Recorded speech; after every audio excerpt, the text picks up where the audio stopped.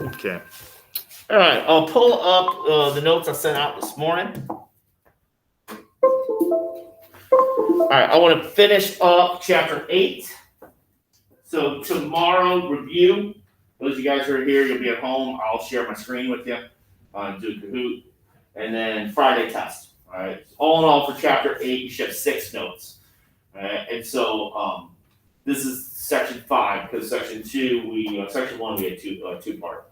So for the last section here, we're heading to Southeast Asia. Like I said, we were kind of been on a world tour here. And so this is a region, like, it doesn't get, like, I remember, like, when I was coming up to school, we didn't touch upon this. Usually when you talk about Southeast Asia in any type of history class, and most of you guys are seniors, right, is that you had it when talking about the Vietnam War, right? And so if you guys had U.S. history last year, you probably talked about, so that's probably one country that people tend to kind of, like, at least are aware of, if you will. All right. And so when we're talking about, like, kind of where Southeast Asia is, I like to kind of give you guys a sense of, like, where we're talking about here. So I don't know if you can see on the top right corner there, the world map with kind of Southeast Asia kind of highlighted in green. That's right here. So the kind of regions that we talk, the countries that make up this region today, Vietnam, all right, which is probably the one that you've probably heard of, Cambodia, Laos, together, those are usually lumped together in what they call Indochina. Right. At one point in the 1800s, France colonized this, what is known as French Indochina. All right. And then you have Thailand, which is also referred to as Siam. And then this country right here is Burma, or Myanmar, as it's known in kind of more modern times. That's recently been in the news. I don't know if you follow the news or not. They had an election in which the military just kind of had a kind of basically a coup. They overthrew the elected government there. So there's been people like out protesting, young people and stuff like that. And then we have like what the kind of archipelago kind of countries. You guys know what an archipelago is? It's like a collection of islands. The largest archipelago in the world is Indonesia here. All right. Miss Lindauer actually lived there for a year. She was her senior year in high school. She was a foreign exchange student in Indonesia. With that, you also have the Philippines, Malaysia, the city-state of Singapore, Brunei, which the Sultan of Brunei is the richest man in the world here. All right. In kind of early civilizations, when we're talking about early civilizations of this region, they tended to break them down economically either through what we call agrarian societies, which is much of Cambodia, Vietnam, Laos, Thailand, Burma, and then the ones that are trading societies, the ones that are kind of the maritime, the ones that are kind of based on trade. Because this area right here, these islands were often referred to as the Spice Islands. All right. This region is essentially kind of going to trigger the age of exploration. When Christopher Columbus, who was sailing for the Spanish crown, made his way to what is the Americas, he wasn't trying to get there, right? He was trying to reach this area, all right, to try to cut out the middlemen, which are mainly Italian merchants who are kind of controlling the spice trade that was getting into that area, like cinnamon, nutmeg, things of that nature, all right? So this region and the kind of the economy of this region, indirectly or directly, you can say, is going to influence the age of exploration. All right. And then also too, kind of culturally here, much of the political, economic, and kind of cultural influences in the early civilizations either come from China or India, mainly because this was a crossroads for them. All right. And so what I'm going to do here through the notes is I'm going to break it down by the modern countries and the early civilizations that are within them. All right. So your job is just to type out a few things and not fall asleep. All right, which is going to be pretty hard. I ain't gonna lie. All right. So the first country that we're kind of dealing with in the early civilizations is Vietnam. All right. And so the kind of much of Vietnamese history, particularly in the northern part of the country, is going to be like we talk about Korea and Japan. A lot of times it's tied in with Chinese history. All right. The first mention of kind of what as Vietnam comes through Chinese chroniclers, where they refer to this region, the northern regions, as An Loc. All right. And so that's what we kind of classify as the first kind of Vietnamese kingdom. However, during the time of the Qin dynasty, when the Qin took command of heaven, as they kind of unified China, they also extended control into Vietnam. All right. Generally, what occurs here is that in kind of Vietnamese history, a lot of times the independence of these various kind of states ebbs and flows with what's going on in China. So, prime example, right? The first one to get the country of Nam Viet, which is essentially the northern part of Vietnam. You see, just flip the two words there, you get Vietnam there. Was established by a Qin general by the name of Zhao Tuo. All right. Now, according to some histories, he's the first Vietnamese emperor. Other histories, he's inherently Chinese. All right, and the deal is with Nam Viet, which they also refer to as Nung Yi in Chinese culture, extended into southern China. All right, so it gets a little confusing. Matter of fact, and then after the Han Dynasty comes to power in China, Nam Viet was kind of a client state, and then eventually incorporated into kind of the Han sphere of influence there. This is a statue of Dou Tuo in China. There's more statues in China than there are in Vietnam. There was a street named after him in Ho Chi Minh City, in southern what used to be Saigon, but they just recently changed it because they don't know his connections to either Chinese or Vietnamese. This is Nam Viet. So it says it's kind of extending into southern China, an area where Hong Kong is, if you will. So that's kind of tied in with Chinese history. At one point, the Han take over this area, capture Nam Viet. They rule. They have governors there, Chinese governors that are ruling over a Vietnamese population. In 43 BC, there was an interesting event that occurred when we had two widows in their 60s by the name of the Trung sisters, who for 3 years established their own independent state in northern Vietnam. They overthrew the Han governor there. One of the sisters' husbands was beheaded by the Han governor. So they led an army where they had females that served in the military capacity as well. There's a famous story of one of the female generals giving birth on the battlefield against the Chinese. Whether that's true or not is debatable, but it's very inspirational. All right. What's that? Yeah, it's pretty tough. That's hardcore, bone like a razor, as I would say. Right? And so they usually portray the Trung sisters as kind of on elephants, kind of fighting the Chinese. This is a statue of them in Ho Chi Minh City, in a park in Ho Chi Minh City. They would have a parade to kind of honor them. During the Vietnam War, they were used as a symbol of inspiration, right? Because the Trung sisters were basically challenging a great power like the Chinese, the Han, right? Much like the Viet Cong in southern part of Vietnam were challenging the United States, right? And so you find also a lot of women who fought in the Viet Cong. They would use the Trung sisters as a kind of inspiration, right? 2017, Trump was there in Vietnam during an economic summit, and he mentioned the Trung sisters in a speech. How much he knew about the Trung sisters is debatable, but he mentioned them nonetheless, so he gives them a little bit of a shout out. That was endearing himself to the Vietnamese population there. But the Han kind of established control after 3 years. The Trung sisters, instead of instead of surrendering, the story was they simultaneously jumped into a river to commit suicide. Basically, it's just saying we're not going to surrender. So that's the kind of inspiration, right? And then there's another example where we see kind of power ebbs and flows of what's going on in China. The Go Dynasty, which kind of established kind of rule after what they call the Wu Dai period, where we see the transition between the Tang and Song Dynasty, right, was kind of established as rule for a brief period of time. Then the Chinese under the Tang Dynasty kind of reassumed control a little bit there in the northern part of Vietnam. And then after the Song Dynasty, we have another dynasty called the Lei Dynasty, or often referred to as Dai Viet, which means Great Viet.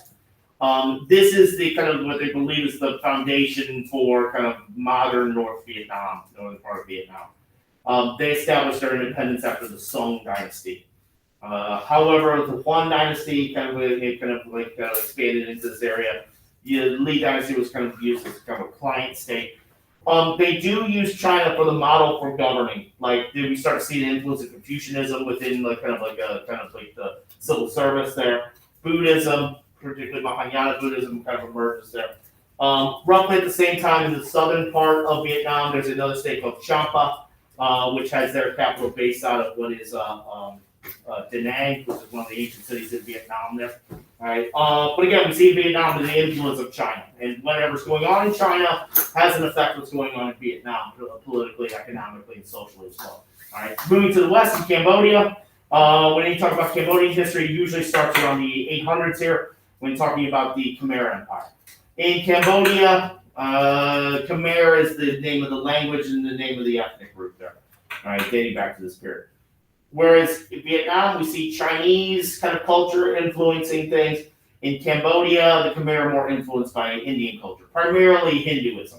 All right, and so that is marked with a massive temple structure that we'll talk about here in a second. If you guys talk about U.S. history, you guys talk about the Vietnam War, you may have talked about a group in Cambodia called the Khmer Rouge. which were a communist insurgency. They took their name from this here. All right, that ruled Cambodia from like 1975 to 79. Unfortunately, their rule is overshadowed by a genocide in which about 1 million Cambodians were killed by other Cambodians as a means of kind of re-educating them into kind of communist policies. All right, so this is the area that we're talking about. The Khmer Empire encompasses what is Cambodia, extends into Vietnam, Thailand, north into Laos, so it's rather extensive. The founder of the dynasty of the empire is a guy named Jayavarman II. All right. And before this, basically the Khmer and others, kind of there's like just cultures that were in that area that were kind of like clans and chieftains and stuff like that.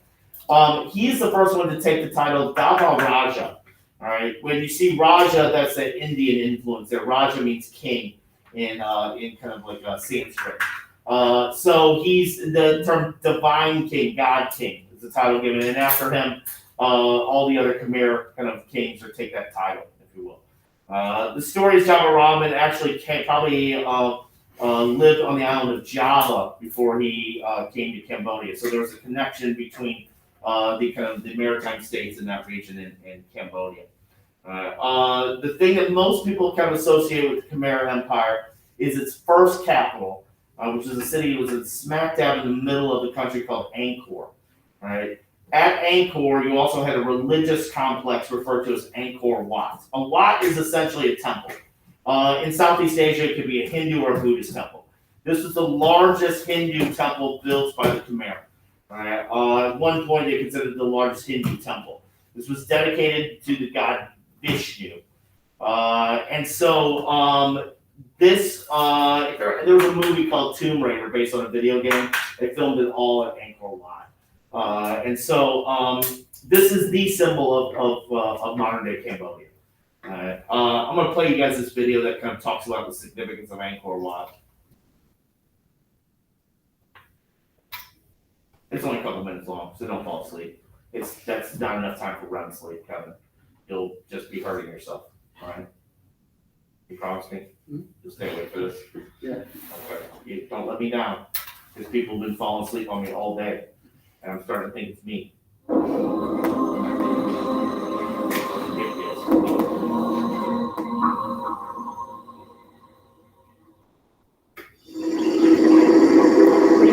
In Southeast Asia, an abandoned city sprawls magnificently across the heart of Cambodia. Its hundreds of monuments contain more stone than the Egyptian pyramids and cover more ground than modern Paris. This is Angkor, the capital of an empire that once controlled most of Southeast Asia. Its people were called the Khmer, and more than 500 years ago, they fled this grand city. To the outside world, the city existed only in obscure travelers' tales. Then in 1860, a French naturalist named Henri Mouhot stumbled across the ruins. He wrote about the city and drew it, attracting the attention of the wider world. But the questions had only just begun. Who were Angkor's builders, the empire called the Khmer? And why had the city been abandoned? Archaeologists and historians have pieced together the story. Angkor's greatest marvel, Angkor Wat, served as a shrine, an observatory, and a funerary temple. Research suggests that it took almost 30 years to complete and was finished in time to bury an important king. But Angkor Wat had hardly claimed its place on the horizon when disaster struck. Drawn by its increasing splendor, the Chams, from what is now Vietnam, attacked and burned the city. When the capital was rebuilt, the king built a walled city, Angkor Thom, to protect them in time of war. But the Khmer story came to an end not long afterward.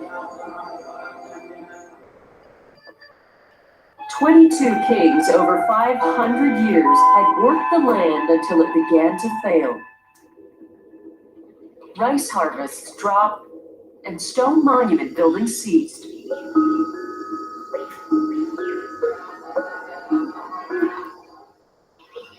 Early in the 15th century, the Kingdom of Siam made profitable raids into Khmer territory. A climactic battle around 1431 brought about the end. All but abandoned, the Khmer capital was lulled into a centuries-long sleep by the encroaching jungle. Okay, so this is what it looks like today. Like there's the temple structure. Now this is essentially built into a swamp. This was started during the reign of Shah Varman III. Right, and his there's like kind of his images are kind of all throughout the temple there, and it's apparently where he was buried as well. So you see this moat kind of created there, but this is literally built into kind of a swamp area. All right. The wall was kind of added there after the kind of the state in southern Vietnam, Champa, kind of came in there, kind of burnt it, and it was kind of rebuilt. When it was finally finished, the temple here has these kind of 5 towers. These 5 towers represent Mount Meru, which is a kind of Hindu kind of mythology, in that's where kind of the god Vishnu resides. All right, and it's kind of associated with the universe. Today, it's the symbol of the modern day country of Cambodia. That's the flag of Cambodia with it there. Like I said, if you ever see the movie Tomb Raider, it's in there. Apparently, you can see it from space, all right, from like kind of like a satellite imagery there. The complex is massive. All right. However, it is going to be destroyed by invaders from this region, Thailand, right, the city at least, and then it's going to go into kind of basically the jungle is going to take over with the rest of it. What we know is Thailand today is a combination of 2 kingdoms. Initially started in the 13th century, one Sukhothai, which was at one point a state that was controlled by the Khmer and broke off from there. And then just to the south was a city-state called Ayutthaya that essentially takes over all of what we know as Thailand into Cambodia. They were the ones who basically kind of sieged the city of Angkor, forcing the Khmer to basically kind of retreat to the city that's known as today's Phnom Penh, which is the modern-day capital of Cambodia. This is when we start to hear in the West the term Siam. Right? It's used to kind of signify this area right here. Right? And so the modern-day country of Thailand kind of like begins here with these 2, right? A later dynasty emerges, which creates what they call the kind of the Rama line of kings. And today in Thailand, all the kings are referred to as Rama. All right. Both of these places have cities that are essentially these kind of like religious complexes as well. There's the kind of area of Sukhothai. This is the Sukhothai National Park, which has a number of these kind of Buddhist pagodas there. There they have these interesting Buddhist statues. There's a few of them there. They're rather large, but they're all significant because of the way the Buddha is essentially sitting. He's sitting cross-legged, right hand kind of holding out, like cupping like this, kind of like a bag, kind of like in a begging position. And his left hand is kind of pointing down. I don't know if you kind of noticed that. There's another one here that kind of is a little bit more detailed there. It kind of shows him kind of pointing down. That signifies the moment in which the Buddha, Siddhartha Gautama, becomes enlightened. All right. The term itself for the name of that stance that the Buddha is sitting in literally means is like the world take witness, meaning take witness to his enlightenment, if you will. All right. And then this is the Ayutthaya Empire at its height in the kind of the 1400s. Ayutthaya is also a city. This is where these 3 pagodas here, where they are Buddhist temples, but they're also the kind of remains of the first 3 kings of the Ayutthaya. There was some engineering that was involved within the city as well.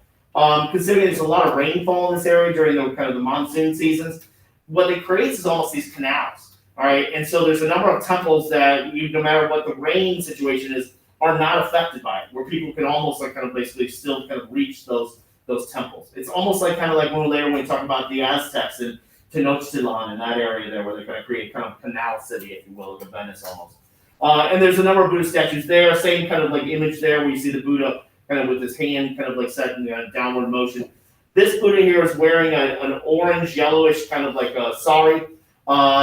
That represents Theravada Buddhism. That's the popular form of Buddhism, which I talked about the different schools of Buddhism yesterday.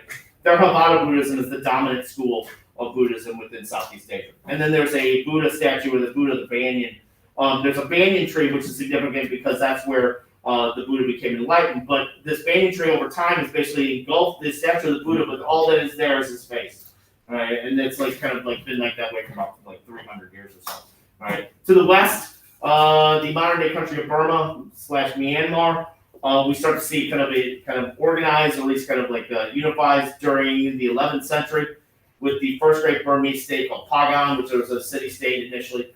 Pagan eventually took over the kind of what they call the Irrawaddy Valley under the leadership of a guy named Anurawata, who's considered the founder of the Pagan kingdom. His father was the king of Pagan when it was a city-state, and his real name, his birth name was Minsaw. His father was overthrown by Anurawata's two of his stepbrothers. To add insult to injury, one of the stepbrothers marries Anurawata's mother and refers to him in edicts, in proclamations, and in public as brother's son. And that somewhat upsets Minsaw Anurawata, and he ends up overthrowing his brother. And then he basically takes over what the area was. Also, a more lasting kind of thing is that he basically kind of converts the kind of Burmese from what was Hinduism, because it's close proximity to India, to Theravada Buddhism. So Theravada Buddhism is the dominant form of Buddhism in Burma, Thailand, as well as in Cambodia today. All right, that's the Pagan Empire. There's a statue of Anurawata, which is kind of pointing in the direction of the defense ministry at the time in Yangon, which was the capital of Burma. Recently, they just moved it to a new capital, and that's the city of Pagan. All right, and the various kind of Buddhist pagodas that were there. The Buddhist community, though, it has been somewhat criticized in Myanmar and in Burma recently. There was a Muslim minority called the Rohingya who had basically kind of like, there's like a genocide on them. And you think of like Buddhist monks as being rather like very peaceful and stuff. There was a lot of the clamoring for the persecution of the Rohingya was coming from Buddhist monks, which was kind of a weird thing. All right, and that's the thing that's kind of mentioned, like kind of a negative aspect of Burma today. And then moving to the kind of the maritime states, all right, which becomes like Malaysia, Indonesia, Singapore, and those areas. The first great maritime kind of naval kind of kingdom within this area. And these are the civilizations that depend more on trade, almost exclusively on trade, and the spice trade in particular. The first one is called Surabaya. Right, and with its connection, Surabaya is mainly like the area with Sumatra into Java and what we now call Indonesia. Malaysia, Singapore was kind of part of that realm there. In many cases, to call these like kind of empires tends to it's a little loosely based on more like kind of like trade and commerce. Surabaya initially was a kind of like we see Hinduism as the kind of dominant religion within this area, mainly because the Indian kind of merchants were the first ones to come there, and they generally kind of people would convert to a particular religion, like we had talked about this with the Swahili in Africa, as a means to basically kind of create like these good trade connections and relationships. This is the area that we're talking about, right? Like I said, Sumatra's right here, Sumatra, then into the island of Java. This up here is kind of like basically Malaysia, Singapore is right there, right? Eventually, though, Buddhism becomes the main religion amongst the Surabaya, and Buddhism is introduced during this period, so probably starting around maybe the 9th century. The form of Buddhism that was practiced was probably Theravada Buddhism. Today, Buddhism is a relatively small religion in this region, right? But this is the home of what they consider the largest Buddhist temple, built specifically as a Buddhist temple. Because Angkor Wat was initially built as a Hindu temple. It's in a place called Buddhaboro, which is on the island of Java in Indonesia, right? And so this crossroads for trade leads to basically introduction of various religions and ideas and stuff like that. This is Buddhaboro, the Temple of Buddhaboro. Now it looks really like jagged, and like kind of from a distance there. And at the top, what you have is a big stupa, which is essentially what we talked about in India with the Ashoka, which is the first style of kind of Buddhist temples, which were basically like they're supposed to represent bowls that the ascetics, those who were kind of beggars, would use, just flipped over outside. All those various kind of jagged points are these numerous stupas, all kind of lined up together, right? And again, this was built during the time of Surabaya, and we have other kind of Buddhist temples in this area. This is one of the kind of the still areas where Buddhism is practiced. However, Islam is the dominant religion mainly in this area. And then they give way to, in the 1200s, to another maritime kingdom, referred to as Majapahit. This is where we start to see more of an influence coming from China. At one point, the Mongols, the Yuan dynasty, invaded this region. They were unsuccessful, but unlike in Japan, they were able to basically kind of dip out. This is essentially the kind of like the boundaries of what is now modern day Indonesia. Right, and so they're covering areas including Sumatra, Java, but as well as like East Timor into like kind of like Borneo and those places like that. However, with that Chinese like kind of presence there, they maintained their Hindu kind of religion. All right, and the kind of geography there. There's a island right here called Bali, which is primarily the Hindu kind of area of Indonesia. Right, Bali's a popular kind of tourist place for, like, from Australia. It's a really easy place to get to. Australian like hippies really love to go there. I honestly wondered where that place was. Yeah, so it's right there. It's a small little island. It's so significant because primarily Indonesia, right, with the binary country Indonesia, is a Muslim country. Matter of fact, Indonesia is the largest Muslim country in the world based on population. Right, and so some of the kind of like things are very conservative. However, like with Bali, there's a lot of people like in Australia that get, like, if you smuggle drugs in here, that's the no-no.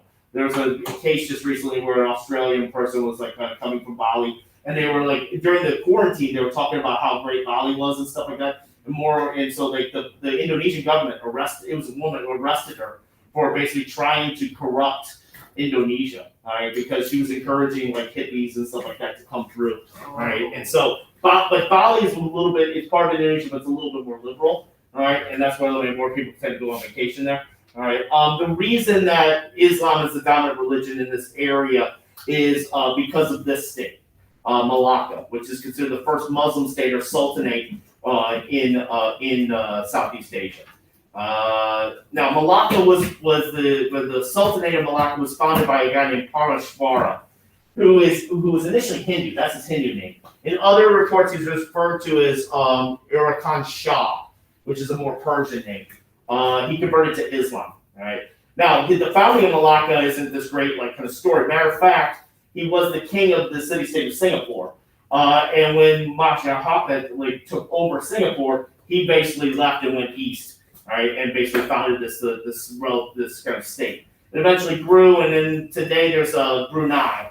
Is the kind of the descendant state of Malacca. They controlled at one point the Malaccan Straits there with the spice trade and such. So this is the area that we're kind of talking about. All right, Malaysia, like this is the kind of the origins of the modern day country Malaysia.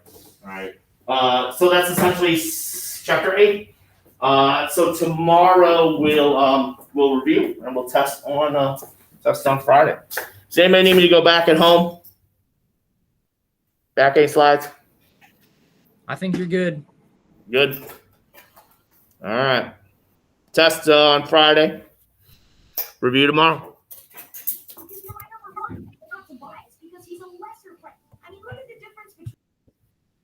Somebody's